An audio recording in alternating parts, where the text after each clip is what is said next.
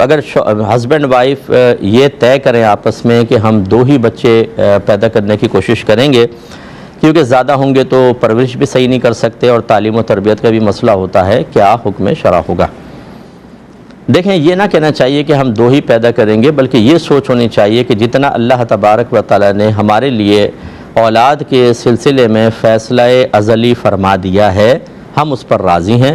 اور کوشش کریں گے کہ ہم بچوں کی اچھی تربیت کریں۔ اگر اس میں کوئی مخل ہونے کی کوئی صورت بن رہی ہے تو ہم احتیاط کر لیں گے، ٹھیک ہے، یہ اچھی چیز ہے۔ لیکن ایک ہوتا ہے علم بغاوت سا اٹھا لینا، بھئی ہمیں زیادہ بچے نہیں چاہیے، ہم تو 2 ہی پیدا کریں گے۔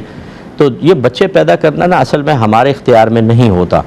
عمل تو میاں بیوی کا ہوتا ہے ضرور، وہ بھی اللہ کی توفیق سے ہی ہوتا ہے، لیکن ہم نے دیکھا ہے کہ بہت سارے لوگ ایسے ہوتے ہیں جو اسی طرح کہتے ہیں ہم 2 بچے پیدا کریں گے، 3، اور ہر طرح کی احتیاط کے باوجود پھر حمل ٹھہر جاتا ہے، پھر اللہ تعالیٰ ان کو توفیق دیتے کہتے ہیں چلو یار ایک اور صحیح، اور اللہ ان کو راضی بھی کر دیتا ہے۔ جس نے دنیا میں آنا ہے اس نے آنا ہے۔ تو اچھی چیز یہ ہوتی ہے کہ اللہ کی رضا پہ راضی رہ کر، ہاں، یہ فیملی پلاننگ کرنا منع نہیں ہے۔ صحابہ کرام علیہم الرضوان نے نبی کریم صلی اللہ علیہ وسلم سے عزل کی اجازت طلب کی اور آپ نے ان کو اجازت مرحمت فرمائی۔ عزل کا مطلب یہ ہوتا ہے کہ جسمانی تعلق قائم کریں، لیکن جو ذرا میں تھوڑا محدود اور محتاط الفاظ میں عرض کرتا ہوں کہ ڈسچارجنگ اندر نہ ہو، وہ باہر ہو، اس کی نبی کریم نے خود اجازت دی۔ اچھا، اس کی ضرورت کیوں پیش آئی؟ لازم بات ہے کہ یہی کہ فیملی پلاننگ، بچے چھوٹے ہوں گے، کچھ اور مسائل ہوں گے جس کی بنا پر ایسا، اور رحمت کونین صلی اللہ علیہ وسلم نے اس سے منع نہیں فرمایا۔ اس کا مطلب ہے کہ اعتقاد،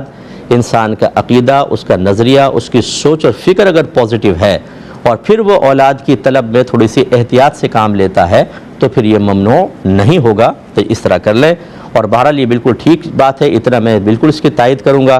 کہ اگر انسان فیملی پلاننگ کرنا چاہے اس سوچ کے ساتھ کہ جتنے بچے کم ہوں گے اچھی تربیت ہوگی، ان کی صحت بھی اچھی رہتی ہے، زوجہ کی صحت بھی اچھی ہے، پھر تعلیم و تربیت کے دیگر مسائل، تو پھر ٹھیک ہے۔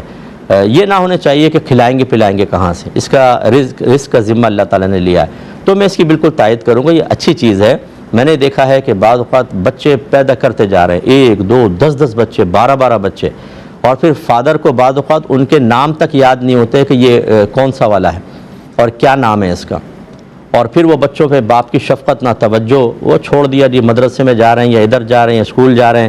اس طریقے سے اپنی اولاد کو نہ باپ شفقت دے سکتا ہے سب کو یکساں، نہ ماں ان کی صحیح دیکھ بھال کر سکتی ہے، اور پھر وہ بچے جو ہیں وہ بہت سارے بے راہ روی کی طرف بھی چلے جاتے ہیں۔ اس لیے اس میں احتیاط کرنے میں کوئی حرج نہیں ہے۔